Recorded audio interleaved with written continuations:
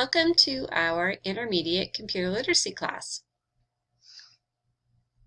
First, we're going to think about some questions that you may already have about using computers or using Microsoft Office software, which is what we're going to be studying in this class.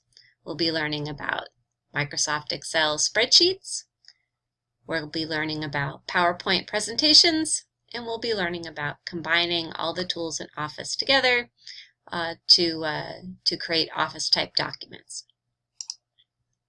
But what do you want to learn? Let's take a few minutes to find out. Now we know that using a computer is very useful in 21st century life.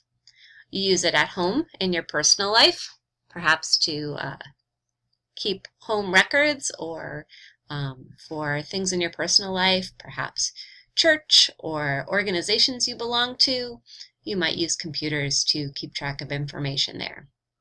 Computers are used at work, in businesses, in offices, at all sorts of organizations where people work, either in buildings or remotely, to keep track of information and to use in different offices. And computers are used in academic settings.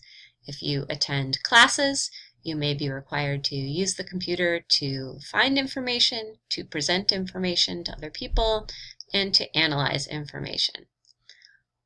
So think about these three different areas, at home in your personal life, at work, or at school, and think about what questions you might have about using computers. Some rules for this activity. The goal is to ask as many questions as you possibly can think of in the time allotted.